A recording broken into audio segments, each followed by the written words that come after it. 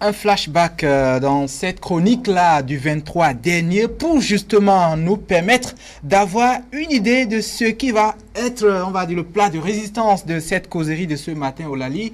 Maintenant que tout le monde a quelques idées, quelques chiffres de cette affaire de coton, on peut causer. Oui, on peut causer dans la causerie de ce matin. On parle de la campagne cotonnière 2018-2019. Et pour en discuter, nous avons Jean-Del et Étienne Glessoubé. Bonjour, vous êtes journaliste à KPFM. Olale, bonjour, chers amis, bonjour. Bonjour. Et juste en face de vous, Elo Joson Bobo, également journaliste. Bonjour. Bonjour Olale, bonjour Latif Boni et bonjour aux amis débatteurs. Et François-Xavier Noumon, chroniqueur maison. Bonjour. Bonjour Lali, bonjour Latifou, bonjour chers amis et bonjour chers amis téléspectateurs. Alors voilà, François-Xavier Noumon, c'est vous qu'on a écouté. Donc dans cette chronique-là du 23 dernier, on parle des chiffres depuis 2016. Il faut le rappeler, des records ne cessent d'être, on va dire, battus. Et cette année-là, le Bénin est presque, on va le dire ainsi, sans exagérer peut-être, au sommet pratiquement de la production de l'or blanc. Oui, au sommet, je pense que le meilleur reste encore à venir. Je pense que nous sommes plutôt pour être un peu prolixe sur disons, on va pas être dithyrambique sur cette performance, parce que c'était déjà annoncé, étant donné que la surface en blavé était allée en croissant. Le rendement à l'hectare était censé s'améliorer. Donc on est un peu ou prou dans l'objectif annoncé, 673 000 tonnes. Donc on n'est pas loin des 700 000 tonnes annoncées comme objectif. Et je pense que, et si vous comparez également, déjà si vous comparez par rapport aux années passées, ça veut dire que le bond est impressionnant, il faut le reconnaître, le bond est impressionnant. Ça veut dire que tout ce qu'il y a eu comme dispositif en amont semble bien marcher et que la filière est quand même partie pour accomplir chaque année de grands exploits.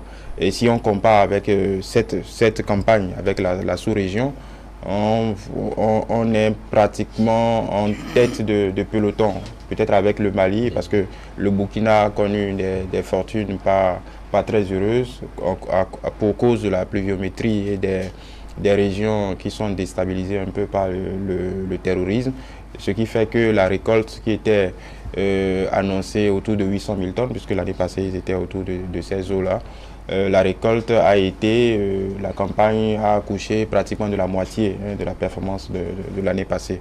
Donc ça veut dire que dans la sous-région, le Bénin reprend presque le leadership de cette filière.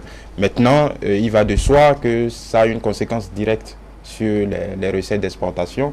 Donc ça booste le budget de l'État et par voie de conséquence, ça touche le citoyen in fine, puisque une bonne partie de ces recettes d'exportation seront injectées dans tout ce qu'il y a comme grand projet, dans ce qui est en train d'être constitué comme filet social principal qui devrait et qui constitue la charpente du quinquennat de ce gouvernement, le projet H. Donc ça veut dire que cette performance sera forcément partagée et les bénéfices seront également répartis et distribués dans la société. Donc on ne peut que constater déjà que les objectifs annoncés ont été atteints. On ne peut que s'en réjouir et espérer par rapport à la configuration du secteur en ce moment, féliciter quand même le gouvernement pour l'efficience de la machine mise en place pour atteindre ces objectifs. Par rapport aux retombées à redistribuer, on va y revenir, mais d'abord, on va dire, écoutez, voilà, écoutez le Joson Bobo, nous rappeler juste... Ils se sont mis à deux. Oui, en fait, à la date du 10 avril 2019, selon les chiffres qu'a communiqué le ministre de l'Agriculture, nous avons 673 867 tonnes, ce qui dépasse largement la production de coton graines de l'année dernière, de la campagne 2017-2018, qui était de 594 000 tonnes. Cela va sans dire, comme l'a rappelé Xavier tout à l'heure, qu'il y a un bond qui a été fait. Mais quels sont les mobiles ou bien quels sont les vecteurs qui ont permis à ce qu'on ait, c'est bon. Vous savez que depuis l'arrivée du régime, du système en place, pas de régime, parce que nous sommes tous dans le même régime depuis 90, depuis l'arrivée du gouvernement Talon, il y a un nouveau leadership qui a été mis en place en matière de la culture du coton. Vous n'avez plus, on ne fait plus la subvention avec des acteurs, on a demandé aux acteurs eux-mêmes de travailler. Ça aurait surpris si Talon le gouvernement Talon ne serait pas dans ce domaine. Parce qu'on a beau aujourd'hui l'appeler hier monsieur Coton. Si monsieur Coton lui-même devient président de la République et qui ne trouve pas les secrets, les recettes nécessaires pour booster cette filière, ça aurait été un échec total de sa part. C'est pourquoi c'est bien heureux que chaque année nous ayons une certaine amélioration dans la position du coton grain.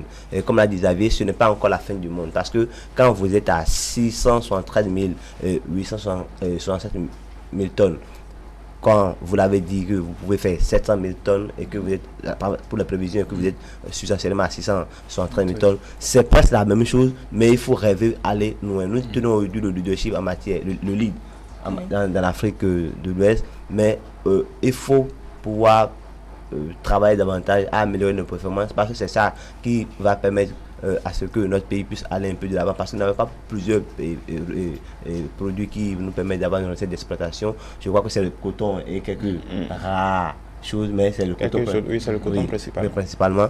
Donc il faut cravacher dur pour améliorer ses performances pour les campagnes cotonnières à venir. Deuxième chose qui a favorisé cela, vous n'avez produit, on ne produit plus de coton à la télé. C'est-à-dire les acteurs sont sur le terrain et travaillent en connaissance de cause. Ils le font pas mal, tant bien que mal, ce qui permet d'avoir ces performances. Troisième chose, vous n'avez plus de coton héliporté. Vous n'allez plus voir des acteurs prendre des hélicoptères pour aller dans les champs de coton pour montrer aux gens qui sont pour du coton. C'est-à-dire on a mis des spécialistes, comme l'a dit un artiste en fond, et du Khedun Heno. Il faut confier un marché ou bien du moins un secteur à ceux qui maîtrisent directement ces secteurs. Donner l'oiseau à sa mère, c'est vraiment la mère qui pourra mieux entretenir son affaire. Donc on a la chance que cette fois-ci, des gens qui connaissent mieux ce système sont aux affaires et c'est pourquoi ils nous ont proposé des recettes qui nous permettent d'avancer. Qui nous permettent d'avancer. Nous voulons que ça marche davantage. Parce que pour moi, pour que ça marche, il faut que ce soit la durée. C'est vrai, depuis l'arrivée du président Talon, on a connu comment on va appeler, un bon chaque année, mais nous aurons voulu que ça soit davantage fait dans ce domaine dans lequel il s'y connaît le mieux, donc qui met davantage les moyens ou la stratégie en place pour que les performances la plus aller de mieux en mieux, c'est ce que je crois. Alors Jandel, rappelons que nous venons de loin, qu'est-ce qui enclavait cet essor-là dans le passé? Non, ce n'est pas qu'on vient de loin, on venait de très loin, parce que vous vous rappelez dans ce pays que tous les ministres devaient avoir un champ de coton. Et qu'on avait même décrété des semaines où les portes des bureaux étaient fermées. Et que tout le monde devrait se retrouver dans les champs. Et à l'époque, on croyait que c'est parce que ceux qui étaient à la base, qui étaient les producteurs, manquaient vraiment de tactile pour bien produire. Mais aujourd'hui, on comprend aisément, comme l'a dit Eloge, que le secret n'était pas ailleurs. Le secret était dans les mains de ceux qui sont les vrais acteurs de la filière coton. Mais rien ne se crée. Rien ne se crée. Et du coup, de 2016 à aujourd'hui, c'est la preuve que tout ce que l'on retrouve avec le gouvernement en place, il y a de la méthode. Quand vous regardez le chiffre de la campagne cotonnière 2015-2016, c'était 452 et quelques. Mais chaque année, lorsqu'on donne une prévision, on dépasse la prévision. Je me rappelle que dans ce pays, sous un régime, on n'a même pas pu atteindre 75% de la prévision qu'on a donnée au début d'une campagne cotonnière. Mais et dans le même temps, on investit dans le secteur avec les fonds du contribuable. Et lorsque le résultat n'est pas atteint, on ne demande pas aux acteurs de rendre compte. Parce qu'on met à disposition les moyens nécessaires. Vous n'atteignez pas la prévision, mais personne n'est inquiété, on ne dit rien. Et donc, du coup, aujourd'hui, Ceux qui peut-être estiment que c'est de l'incantation, lorsqu'on estime que le gouvernement fait du bien, voilà un exemple précis. Mais lorsqu'hier j'ai eu vent du sujet, je me suis amusé à chercher un peu les chiffres des campagnes cotonnières de 2006 à 2016 et de 2016 à 2019. Et j'ai compris que ça dit de 2016 à aujourd'hui, chaque année, on nous a dit, on excède même la prévision. Et ce qui a le plus favorisé, c'est que les acteurs n'ont plus les mains liées. Le secteur n'est plus politisé. On ne tient plus compte de la tête du client pour octroyer les engrais. Dans ce pays, il y a des producteurs qui se plaignent que parce que nous, on se retrouve dans une région du pays, on n'a pas les engrais à temps. Et aujourd'hui, on constate que lorsque vous allez chez moi, tout près, à Didja, à Zakpota, mais aisément, mes parents paysans, mais ils cultivent. Et aujourd'hui, lorsque le paysan cultive le coton, il est à l'aise, il est heureux. Parce qu'on ne va pas aller à Cotonou dans les bureaux, revenir pour lui payer son argent. Et du coup, il se dit, je préfère cultiver le coton que d'aller cultiver le maïs, le manioc, ou je ne sais pas si le Béninois lambda aura fait pour venir au champ pour acheter. Et donc, du coup, aujourd'hui, beaucoup plus ont cette volonté-là de cultiver le coton. Et lorsque le secteur est assaini et que le producteur à la base se retrouve dans de très bonnes conditions, on n'a pas besoin de nous montrer devant nos écrans de télévision que l'on travaille. Moi, je n'ai jamais retrouvé un ministre, un chef d'État, depuis 2016, dans un champ de coton. Mais malgré ça, nous avions eu des résultats vraiment excellents. Ça veut dire qu'on n'avait pas besoin de faire de la théâtralisation, c'est-à-dire se mettre en scène avant que l'on obtienne ce que l'on veut. Le seul secret, c'est qu'il faut remettre, c'est-à-dire de quoi nous voulons à ceux qui sont réellement les acteurs. Lorsque vous questionnez aujourd'hui le pauvre paysan qui cultive le coton, je vous jure, il est heureux. Il est heureux et il faut, c'est bon, c'est parce que nous on a des parents qui cultivent le coton. Il n'y a pas un an où j'ai échangé avec eux au détour d'un week-end au village, mais du coup, les gars, il est heureux. Aujourd'hui, le gars se dit, mais je n'ai même plus besoin d'aller travailler pour quelqu'un.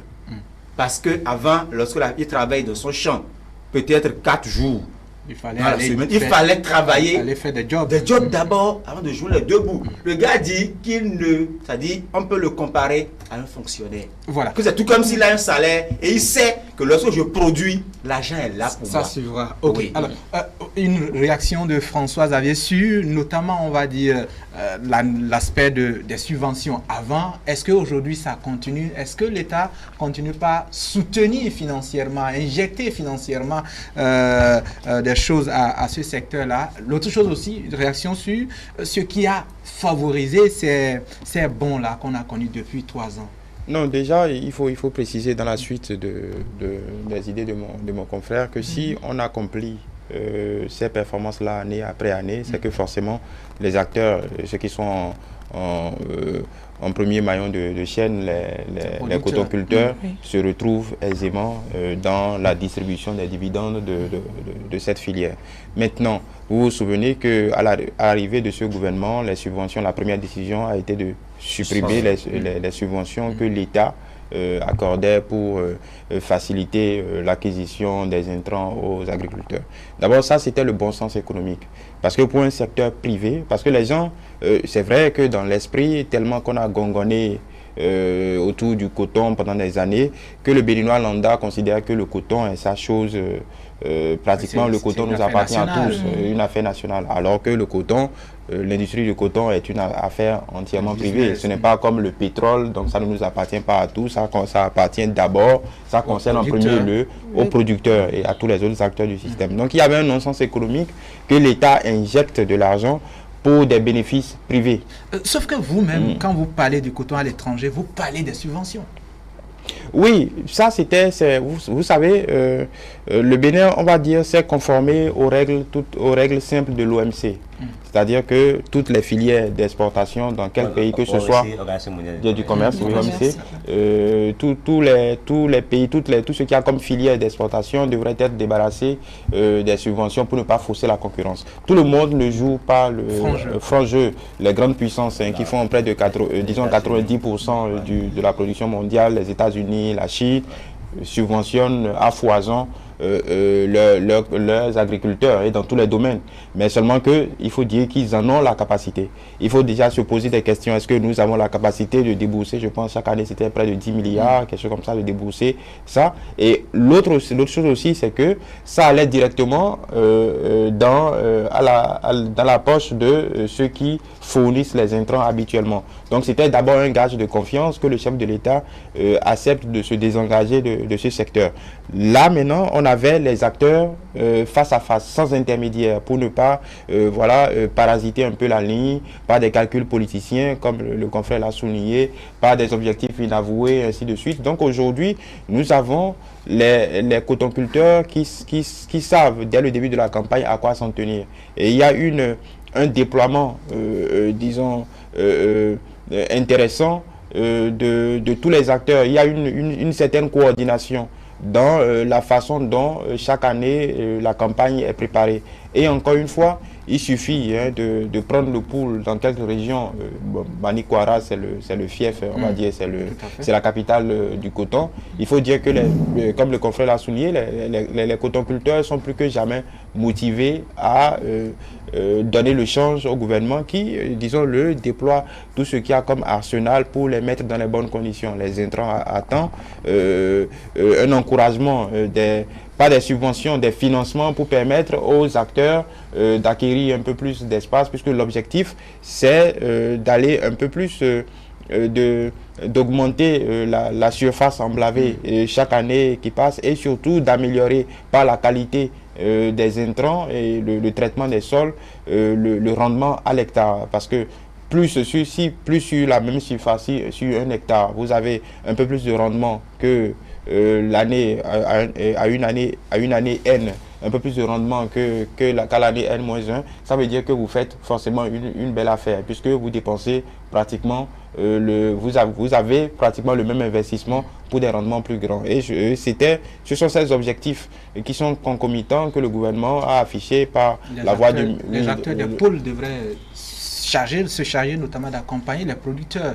Oui, c'est pourquoi il y a un déploiement de techniciens inédits. Je pense qu'il y a un recyclage dans tous les secteurs pour permettre même à ceux qui sont déjà à la retraite de s'impliquer dans le développement. Il y a tout un dispositif qui va au plus près des producteurs et leur permettre, un dispositif qui va au plus près des producteurs qui leur permet de pouvoir gérer tous ces paramètres qui sont inhérents à la bonne productivité, c'est-à-dire le traitement des sols, la technique les techniques d'emblavure de toutes ces surfaces, et il y a plus de même jusqu'au transport. Je pense que c'est toute la filière qui s'est assainie de façon coordonnée depuis 2016. Et la conséquence, c'est que quand vous avez plus de coton, il faut plus de capacité d'égrenage.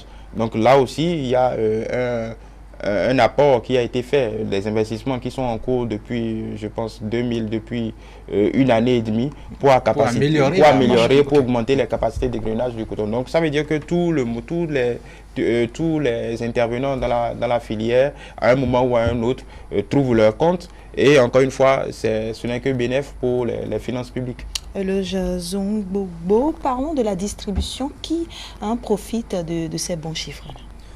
D'abord, pour ne pas... c'est d'abord la population. Oui. D'abord les cotonculteurs, les acteurs eux-mêmes.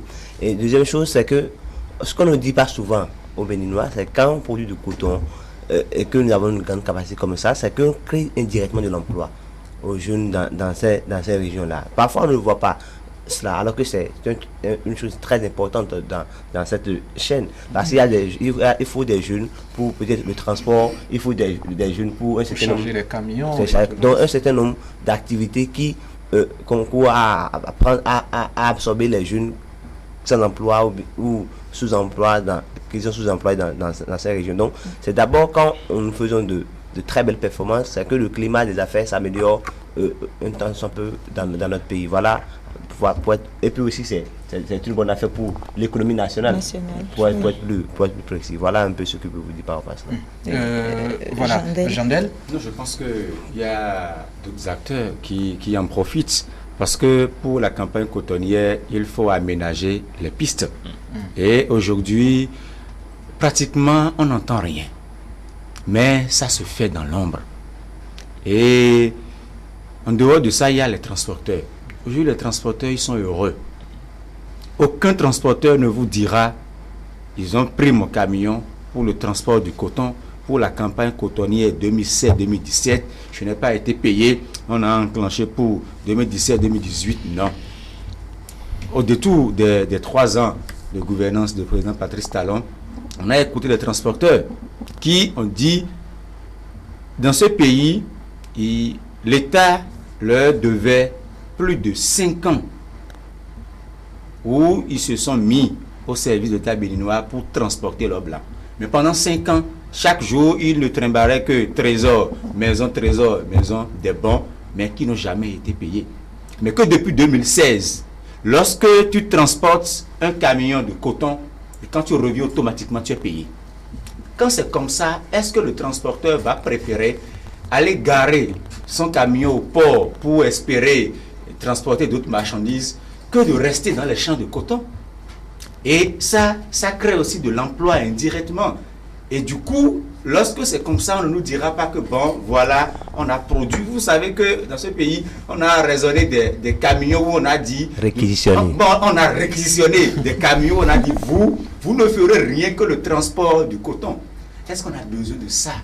Lorsque l'acteur du système est à l'aise, c'est de façon volontaire que lui dit, ah, ça là, c'est un bon marché. Il faut que je m'intéresse à ça. Et du coup, tout se passe dans l'indiscrétion totale. Et finalement, voilà le résultat. Comme pour dire, le bien ne fait pas du bruit. Et on n'a pas besoin de crier sur tous les toits. Le résultat, ça parle. Et lorsque on nous dit que la performance est au-delà des attentes, ça veut dire que le nombre de jeunes qu'on avait espéré pour travailler a augmenté. Et ça crée aussi de l'emploi indirectement. Donc ceux qui viennent dire que le gouvernement n'a pas créé de l'emploi, il y a ce qu'on appelle création d'emplois indirects. Il y a ce qu'on appelle création d'emplois saisonniers. Lorsqu'au cours d'une campagne cotonnière, tu travailles pendant un semestre, c'est un emploi indirect, de façon saisonnière. Parce que ça t'a permis de gagner de l'argent pour satisfaire à tes besoins. Et du coup, que ça soit la population, de façon générale, chacun y trouve son compte. Et aussi, lorsque nous exportons l'or blanc à l'extérieur, cela nous permet de faire entrer des devises dans le pays qui seront réinvesties, c'est-à-dire on va essayer d'investir dans le pays pour la réalisation des infrastructures. Et quand vous allez visiter les pistes qui permettent de transporter l'or blanc, vous allez constater également qu'il y a une nette différence.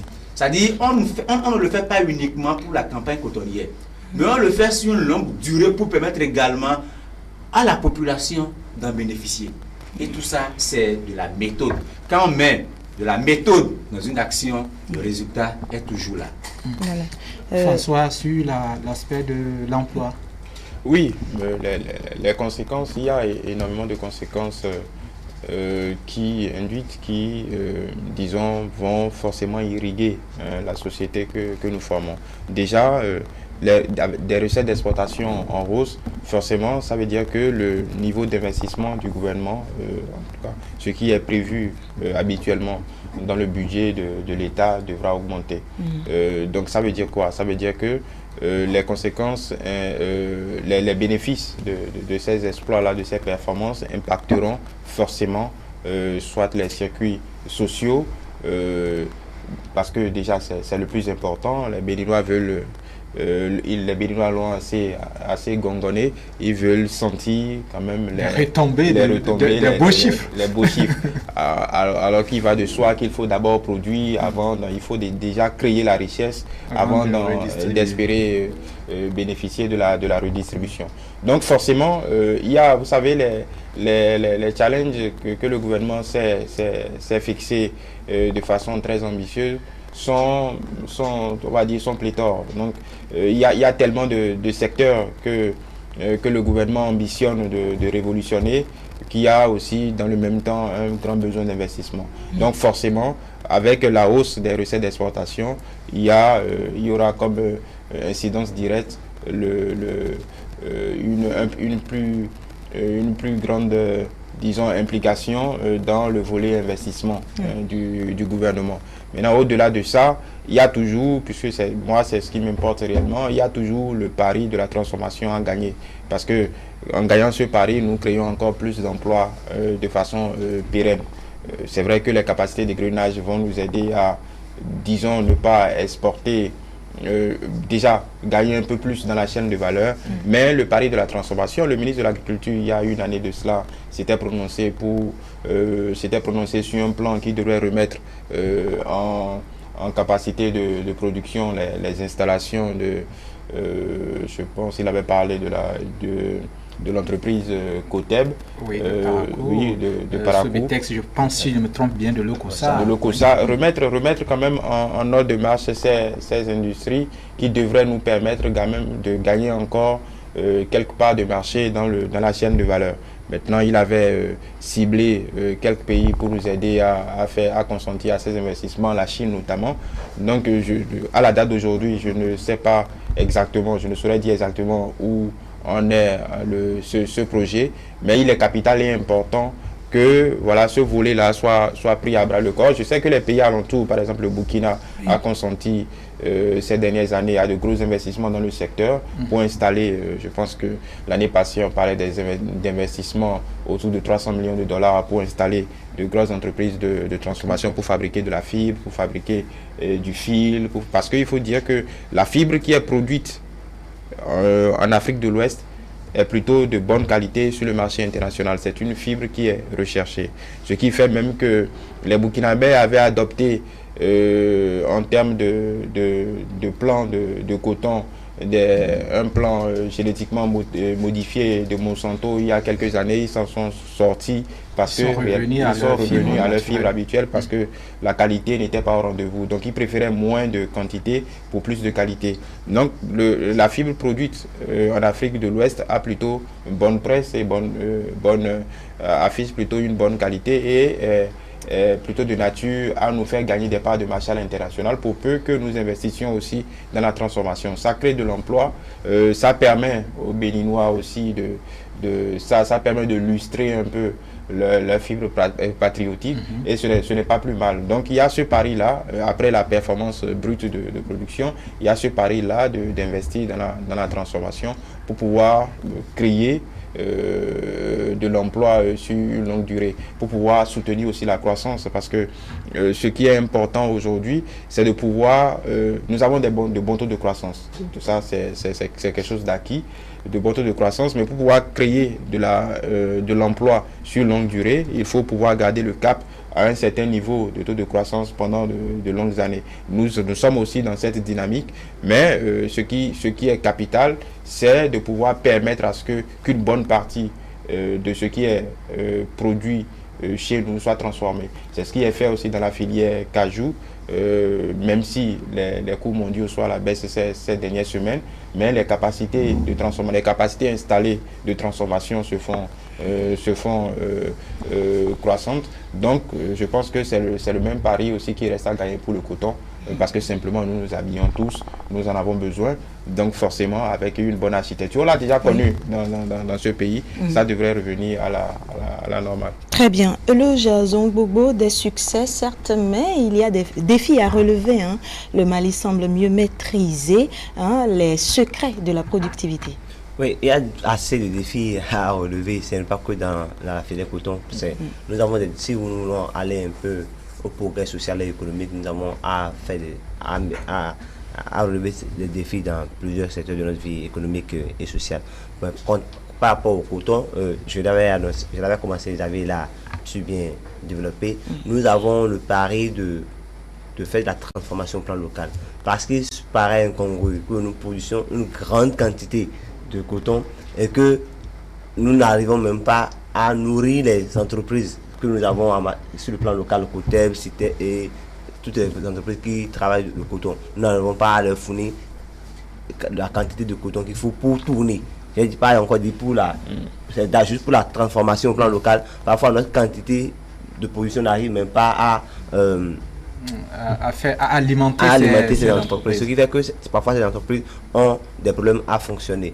Donc, il nous faut à la fois avoir du coton à exporter et nous faut aussi du coton pour alimenter nos entreprises au plan national afin de permettre aux Béninois de consommer local. Parce que quand nous voulons consommer local, c'est une grande chaîne qui est là. Quand vous allez donner du coton à ces entreprises qui fabriquent des tissus et tout le reste, vous allez voir que dedans, ce sont des Béninois qui travaillent ce coton. Vous allez voir qu'il faut une autre chaîne. Ceux qui vont vendre le coton, ce sont des Béninois. Parce qu'aujourd'hui, quand nous faisons le procès à certaines personnes de se mettre comme Latif s'est mis, et que de se mettre en veste, costume. C'est du coton par partie d'ici peut-être. Pas produit au Bénin. Quand on voyait tout ça, c'est que que je l'ai fait, nos tailleurs ne prennent à peine 10% de comment on va l'appeler, de ce que nous dépensons. Nous dépensons, parce que vous allez payer peut-être cher votre tissu, vous donnez ça à un tailleur au plan national qui ne fait que coudre. Alors que quand vous produisez au plan national, il faut créer le mécanisme nécessaire pour qu'on puisse transformer ce coton sur place afin de créer beaucoup plus d'emplois, parce que les Béninois veulent avoir le ressenti économique dans leur poche. Et pour avoir le ressenti économique dans leur poche, il faut créer des techniques, développer des systèmes qui nous permettent d'exploiter notre coton au plan national. Mais j'avais commencé par dire un peu ce qui a fait que nous avons amélioré ces performances, c'est qu'il y a aussi quelque chose que je n'avais pas pu développer en temps. C'est la confiance placée aux acteurs. Au-delà du fait qu'on leur a dit, il n'y a plus de subventions, vous gérez vous-même. C'est qu'il y a le ministre de Soubi qui a eu la confiance de son patron, cette fois-ci, parce qu'il avait été ministre de façon éphémère sous le président Bouni Yahi. Donc, c'est un monsieur qui a côtoyé le système, qui connaît un peu comment ça se fait. Qui est vraiment un acteur introduit, hein. C'est pas un technocrate venu du haut, en fait. Donc, un monsieur qui connaît un peu le secteur. Il a fallu qu'un président, son chef, lui donne le mot d'ordre, le pas à suivre, et lui fasse confiance que lui puisse déployer tout le mécanisme nécessaire en place pour donner les institutions nécessaires et suivre afin que nous puissions avoir ces résultats. C'est important de le souligner dans la perspective de ce qu'ils font pour améliorer la performance du Bénin les années à venir. Un mot, Jandel, sur ce ministre effacé, mais on va dire qui quand même, d'une manière ou d'une autre, avec l'ensemble du gouvernement, participe à ces embellis-là. Un mot sur ça, mais surtout sur la nécessité de rattraper l'histoire. Dans l'histoire, Xavier l'a dit, rappelé un peu aussi par El Hadj Eloge, c'est que ici, il y avait, on va dire, des serviettes made in Bénin, et même plus que les serviettes, les Béninois pouvaient acheter à s'habiller tout béninois. Non, je pense que l'homme qu'il faut, à la place qu'il faut, on a retrouvé un ministre de l'Agriculture qui est dans son marigot.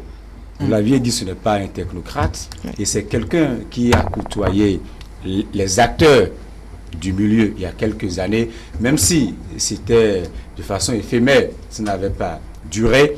Aujourd'hui, on constate que, c'est-à-dire, il est plus sur le terrain.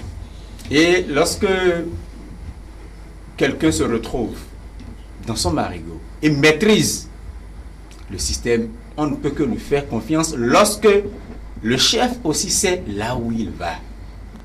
C'est ça. Parce que lorsque vous avez un ministre avec qui vous discutez et il y a un plan d'action qui doit mettre en œuvre et que le ministre n'est pas informé et que le chef déjà dans un hélico se trouve dans les champs de coton, il y a mal donne. Et donc aujourd'hui, lorsque nous parlons du ministre de Soubi, il est dans son marigot et vraiment on ne peut que l'encourager à aller au-delà de cette performance-là. Et aller au-delà, c'est qu'il est inadmissible pour un paysan qui cultive le coton, qu'il va à la pharmacie et qu'on lui revend le coton que lui a cultivé à 500 francs. Et quand il prend le sachet, ça dit sans grande transformation. Sans grande transformation. Et ce qu'il retrouve dedans, c'est insignifiant. Là, il se pose un problème. Il peut se dire, mais est-ce que c'est ce que moi j'ai cultivé? Il peut même arriver que c'est ce qu'on a acheté chez lui, qu'on lui a revendu encore de façon exceptionnelle par hasard. Oui. Et du coup, puisque par le passé, on avait gagné le pari, on peut le faire également. Moi, je me rappelle, lorsque j'étais au cours primaire, mais j'ai porté des kakis qui sont fabriqués au Bénin. Oui, Je crois oui, dit oui. L'armée, voilà. Oui. Voilà. De très bonne qualité, très dure. Vous avez porté aussi Cotem, non? Merci, Oui, c'est ça, de très bonne qualité, très dure. Oui. Je ne sais pas ce qui s'est passé. Et on a tué, c'est-à-dire toutes ces entreprises-là. Ce qui s'est passé, anecdote, les gens entraient maigres, mais ressortaient le soir plus gros. Ah. Mais du coup, alors, il faut faire l'inverse. Que les gens entrent gros, mais ressortent maigres. Et là, du coup, dépensent l'énergie au profit de ces entreprises-là. Les entreprises existent. Comme l'a dit Eloge, on a deux défis. Si réellement, on doit faire tourner l'entreprise locale, il faut gagner le pari d'abord du taux de productivité. Parce que l'extérieur, parce que les pays qui achètent le coton chez nous ne vont pas croiser les bras. Eux, ils vont toujours venir pour en acheter. Et il faut qu'on puisse avoir la quantité nécessaire de vendre et avoir encore en réserve pour tourner nos entreprises sur le plan local. Et maintenant, ça dit, il faut avoir un mécanisme pour faire un suivi de ces entreprises-là. Je sais que le COSA, on n'a pas encore mis la clé sous les personnes, qu'on n'a pas encore fermé complètement. Même si de l'autre côté, ça boude beaucoup. J'ai espoir que le gouvernement, si on a réussi dans l'espace de 3 ans à gagner ce pari, en 2 ans, on peut lancer le pari de la production locale. Mais retenez une chose, on ne peut pas tout faire en 5 ans. Je ne dis pas forcément qu'il faut revenir renouveler un mandat, mais que les Béninois se disent que l'État est une continuité et du coup, lorsque vous mettez quelqu'un à une place, il faut lui faire confiance, le laisser aller au bout. Et réellement, en fin de compte, on va tous sourire. Je sais que ce que Loge a porté, ce n'est pas fabriqué au Bénin, le tissu. Et là, ça gêne. Et au-delà de ça, il faut faire la promotion de Made in Bénin. Il faut faire la promotion. Vous savez, aujourd'hui, pour acheter les meubles dans l'administration, l'État a dit, il faut acheter ça au Bénin chez nos artisans. C'est important. Oui. Il faut aussi commencer par dire ce que l'armée béninoise, ce qu'il porte là, il faut commencer par produire ça au Bénin. Et c'est parce que c'est l'État les moyens.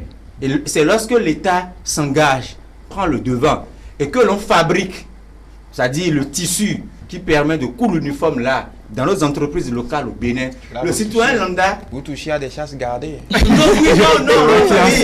parce que il faut ce qui par le passé est comme un fétiche qu'on ne touche pas. Il faut essayer de revoir un peu les choses. Et je sais que l'audace et le courage du chef de l'État peut frapper dans tous les secteurs. Parce que ce qui compte pour lui, ce n'est pas le bien-être d'une classe de bourgeois, mais c'est le Béninois à la base. Voilà. Et je sais qu'il y a des milliers de pères de famille qui sont à la maison depuis des années parce qu'ils travaillent dans ces entreprises-là qui aujourd'hui ont les portes fermées. Et du coup, en le faisant, c'est faire renaître encore ces emplois-là. Très bien. François Xavier, un avis? Oui, disons que le pari de la transformation est gagnable dans notre pays, déjà, parce que le tissu chez nous, oui, le tissu chez nous a une place, disons, prépondérante. Nos dames ne jugent que par ça. Et quand vous voyez un peu le flot, c'est soit la Côte d'Ivoire, soit le Ghana, soit le Nigeria pour les tissus, pour ne pas faire de la publicité, les différentes formes de tissus que tout le monde connaît, et d'autres comme ce que notre confrère a apporté du Mali ou du Sénégal. Donc ce sont des chasses gardées. Et, disons que ce que nous disons sur ce plateau fait peut-être écho à l'annonce que le Burkina a fait dans la semaine qui... oui, l'investissement et qui parlait de labelliser le faso d'Enfani. Parce que déjà, dans l'administration, c'est une obligation de les porter en début de semaine. Vous voyez, le chef de l'État également. Je pense que ça a été, disons, prolongé aussi au niveau de l'armée où c'est en cours. Donc, ils ont un projet de labelliser et de protéger ce nom-là et de protéger la qualité, les couleurs, disons de protéger la pièce. Alors que cette affaire-là n'est pas aussi singulière. Non, voilà. Justement, aujourd'hui chez nous avons énormément de déclinaisons de ce type de filature parce que c'est la technique qui donne le nom au produit. Donc nous avons énormément de choses à faire. Nous avons une jeunesse ambitieuse, créative, ainsi de suite. Nous avons des stylistes, des couturiers, des couturières qui peuvent permettre au secteur de prendre véritablement son envol, créer des pailles qui nous viennent des pays voisins, ce n'est pas sorcier. Donc il y a tout un marché à capter.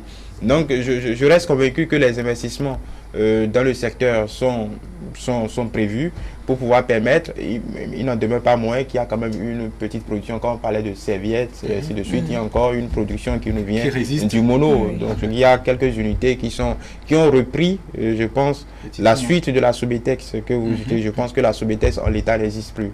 Je pense qu'il y a 2 ou 3 entreprises qui sont installées à Lokossa et qui font de la production à grande échelle, mais une bonne partie de la production est exportée vers la Chine systématiquement. Ça rappelle le cas de la sucrerie voilà. Oui, mais parfois il y a une donnée économique toute simple. Quand vous avez votre fibre, quand vous faites du coton, déjà, et vous égrelez, vous avez les balles de coton, quand les prix à l'export sont plus intéressants que ce que vous faites, vous n'êtes pas, tout le monde veut gagner de l'argent. C'est un peu comme le cacao, n'importe quelle filière. On ne veut pas demander à un paysan de faire le sacrifice pour la patrie, de gagner un peu moins d'argent pour la filière. Vous voyez, donc, et les coûts mondiaux ne sont pas forcément à notre faveur. Ce n'est pas nous qui fixons les prix parce que la balance de la production n'est pas de notre côté. Donc, peu ou prou, nous subissons parfois la fluctuation des coûts mondiaux. Donc parfois il faut comprendre les producteurs, les acteurs de la filière quand il est préférable, quand il est préférable d'exporter une bonne partie de la production. Mais encore une fois, si des pays comme le Ghana, la Côte d'Ivoire, le Nigeria surtout qui inonde le marché par des flots incessants de tissus arrivent à gagner ce pari, c'est que le pari est facilement gagnable chez nous parce que nos femmes ont du goût, nos femmes ont de la... Elles sont patriotes aussi. Elles sont patriotes, ce n'est pas pour rien que le plus grand... Qu'est-ce qui justifie que toute l'Afrique centrale se déplace à Cotonou pour acheter des tissus? C'est parce qu'ils savent que sur le marché de Nantokwa, sur la place de Nantokwa, elles trouvent ce qu'elles ne trouvent pas ailleurs. Donc ça veut dire réellement qu'il y a l'écosystème qui est déjà favorable, qui est déjà bien constitué pour impulser vraiment une vraie dynamique dans le secteur. Et pourquoi pas dans quelques années trouver du jean fabriqué sur du coton béninois. C'est faisable, ça se fait en Afrique de l'Est, ça se fait surtout en Afrique de l'Est, en Éthiopie, au Kenya, ainsi de suite. Donc c'est faisable également chez nous. Oui, cette suite-là, Eloge, ça nécessite surtout, on va dire, de la réactivité de la jeunesse et de la créativité aussi, on va dire, des businessmen, des entrepreneurs. Tout à fait. D'abord, il faut mettre la jeunesse au travail, la jeunesse qui n'est pas encore au travail ou qui ne veut pas se suffisamment. Voilà, la sortie peut-être un peu plus de WhatsApp. Oui, parce que quand vous voyez aujourd'hui, notre jeunesse, je ne nous condamne pas, mais nous avons quelques petits problèmes de créativité en matière, à part ces derniers temps où, avec des startups, on a commencé par avoir une certaine éclosion d'une certaine jeunesse qui arrive à sortir des sentiers battus, à créer, à innover. Donc il faut amener cette jeunesse à travailler davantage dans ces filières qui sont les filières, je ne dirais pas nouvelles, mais qu'on veut vraiment restaurer, qu'on veut révolutionner. Ils peuvent aller dans ces secteurs, travailler, gagner suffisamment leur vie. Vous avez aussi parlé d'un deuxième volet là, de votre question. Oui, juste dire, c'est-à-dire il faut quand même de la créativité et une certaine volonté d'être mordant de la part des entrepreneurs, des investisseurs. De la part des entrepreneurs, eux aussi de la part de l'État, il faut qu'il accompagne un peu cette production, du moins cette créativité, cette transformation avec les artisans béninois, parce que dès lors, comme ce n'est pas... Parce que le coût d'exploitation n'est pas souvent favorable à n'est pas souvent favorable au Bénin. Donc il faut que le gouvernement puisse accompagner les acteurs du système qui sont au plan à l'interne, et on puisse les subventionner par moment afin qu'ils puissent avoir ce courage d'investir davantage dans ce domaine. Parce que si on les laisse investir eux seuls, ils seront broyés par la machine au plan international où ce que nous voulons ne peut pas être véritablement fait. On peut, pourquoi pas, Charles Tokol a commencé à la mairie de Parakou. Si véritablement nous demandons aux gens de produits, il faut créer les conditions au plan national pour qu'on puisse payer. Pourquoi pas décréter, je ne sais pas, un vendredi du tissu local au Bénin, ce n'est pas de l'hérésie, on peut le faire. Mais j'avoue que dans la pratique, c'est déjà le cas. Non, ce n'est pas dans le cas. Ouais, les gens portent ça, mais nous sommes tous pensés vers Gessner, nous sommes pensés vers. Oui, il y a beaucoup de déclinaisons. Quand on dit tissu local, il y a beaucoup de déclinaisons de tissu local. Même s'il faut reconnaître que même dans ce schéma-là, beaucoup de Béninois, des commerçantes et des commerçants gagnent. Donc ça fait fonctionner quand même l'économie. Mais ce serait bien que nous soyons partie prenante de toute la chaîne de valeur, du début jusqu'à la fin, et qu'on ne soit pas juste dans de l'échange de produits qui viennent d'ailleurs et qu'on gagne. En fait, c'est le commerce des marges. On importe à 1000 francs, on vend à 1200, on gagne 200, on réinvestit, ainsi de suite. Mais c'est vrai que l'idée est intéressante, mais nous avons encore une fois l'écosystème qui est favorable à ça. On peut décréter, franchement, vendredi, consommant local. Les gens dans l'administration portent du tissu fabriqué exclusivement au Bénin. C'est possible dans l'administration. Donc il faut que l'État puisse accompagner. Si on vous demande aux gens de produire et que on fait la production de coton, on fait la transformation au plan local et que nos artisans et les tailleurs, tout le reste, nous confectionnent de très beaux habits, il faut pouvoir demander aux gens de les consommer au plan national. C'est ça qui va nous permettre qui va permettre à ces jeunes qui sont dans l'innovation de créer davantage des modèles. Parce que aujourd'hui, quand je vais chez un tailleur, quand vous prenez un peu le catalogue, vous avez que les modèles qu'on a du nom d'un président quelque part, vous avez des modèles venus d'ailleurs, c'est ce que nous portons. Donc ça ne favorise pas souvent la réflexion, la créativité au plan de nos artisans. Donc il faut, si on ne commence pas à inciter les gens à porter béninois, ou on fait de ça une exigence, ou même souvent les belles idées viennent de la tête. Si on demande au chef d'État béninois, peut-être, pourquoi pas, de se mettre souvent comme le fait un certain nombre de chefs d'État dans la sous-région, le Niger, je pense aussi au Mali, le Mali, le Sénégal et aussi le Nigeria. Oui. Demandez peut-être au chef, parce que quand vous avez un leader devant, ou vous avez un artiste, il faut voir la psychologie, dans la socio-psychologie des gens, on aime se référer à un leader, à quelqu'un qu'on aime. Quand vous voyez que les jeunes s'habillent, ils veulent ressembler à un artiste. Parce que c'est l'artiste qui porte. Donc c'est un effet de mode. Il est ambassadeur de la mode du Bénin. On peut demander pourquoi pas au chef d'État béninois, comme il a fait pendant les campagnes, de se mettre souvent dans cette tenue locale qui sont produites au Bénin. Vous allez voir que systématiquement, c'est ceux qui le portent en estime vont vouloir ressembler au chef d'État, vont me dire, ah, il a porté quelque chose du Bénin, je vais le faire. Et ça va devenir un effet de mode systématiquement, ça va changer toute la chaîne, et vous allez voir que nous allons faire entrer beaucoup d'argent dans ce pays à travers ça. Parlant toujours de la transformation, Jandel, il y a également les huiles liées au coton. Oui, et je ne sais pas pourquoi on a du mal à sortir de cette histoire-là. Vous savez, il y a une solution très simple. La campagne cotonnière 2019-2020, le Bénin refuse d'exporter. Le Bénin refuse qu'on importe les basins qui viennent du Mali, du Burkina et autres. Il faut pour transformer. Justement, c'est là où j'en viens. Et du coup, on met les moyens à disposition pour tourner les entreprises locales. Mais est-ce que là, il y a un problème? C'est vrai, nous allons subir peut-être des représailles, des critiques, tout et tout. Mais 5, 10, 15 ans, 20 ans, mais on aura un résultat palpable. On va vous appeler dictateur.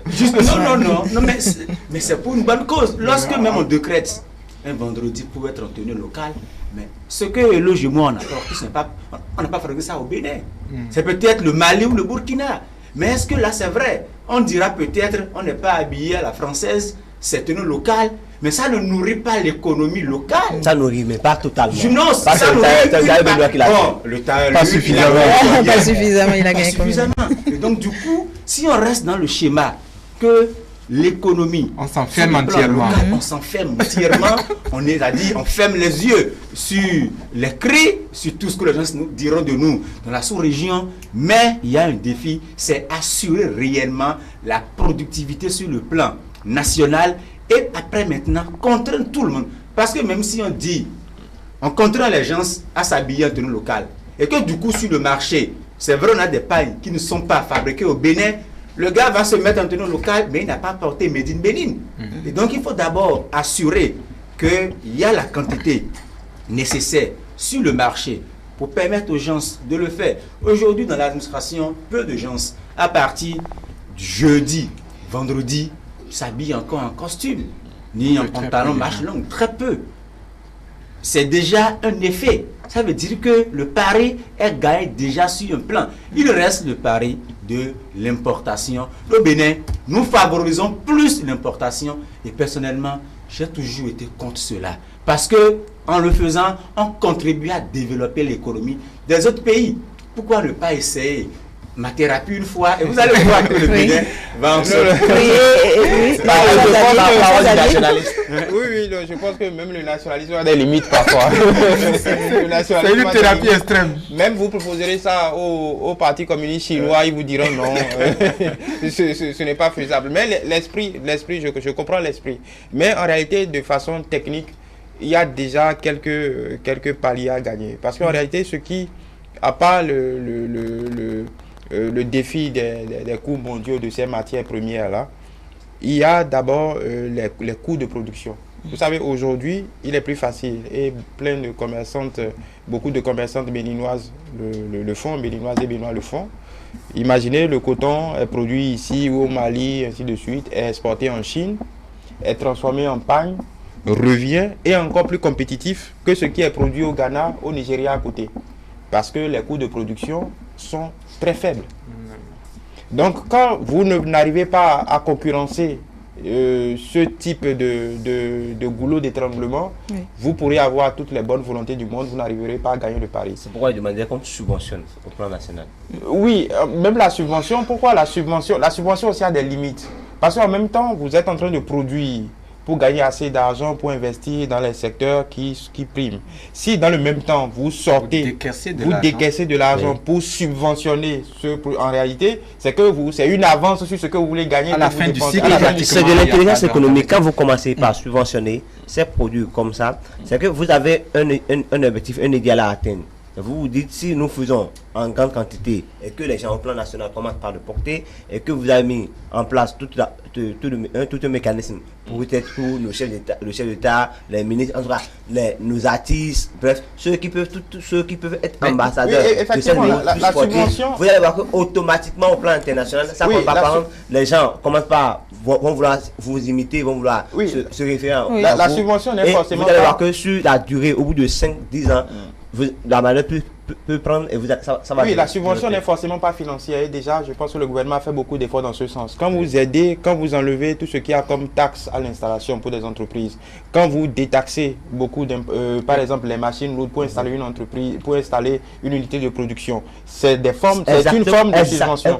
Oui, ça se fait. Ce n'est pas, quand vous l'avez évoqué, j'ai pensé au financement direct. Non, ce type de subvention à l'entrée existe. Je pense que depuis 2016, beaucoup d'efforts ont été faits dans ce sens pour améliorer le climat des affaires. Donc je pense qu'il y a encore beaucoup de défis à gagner. Surtout le défi parce qu'il faut dire que tel que nous avons ce débat là dans le cercle des décideurs, les Béninois ils le font également. Après nous n'avons pas tout ce qu'il y a comme données du secteur, mais je reste convaincu que tout le monde partage jusqu'au niveau supérieur, au niveau ultime, tout le monde partage la volonté de produits béninois, de consommer béninois et de pouvoir créer un écosystème qui nous profite encore plus. Mais avant ça, il y a des étapes à gagner et nous allons mettre d'abord en stand-by la thérapie. La thérapie, Jean-Del. De toutes les façons, on est d'accord qu'il faut produit et transformer local, parce que même si la transformation n'est pas consommée et qu'il y a de l'exportation, c'est toujours des rentes.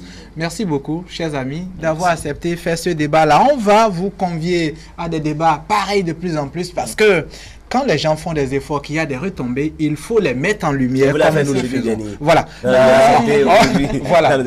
Il faut les mettre en lumière. C'est pas mieux que la politique. Voilà. Il n'y a pas que la politique, même si la politique définit tout. Merci beaucoup. Merci. On va évoluer dans ce débat. Merci, chers confrères.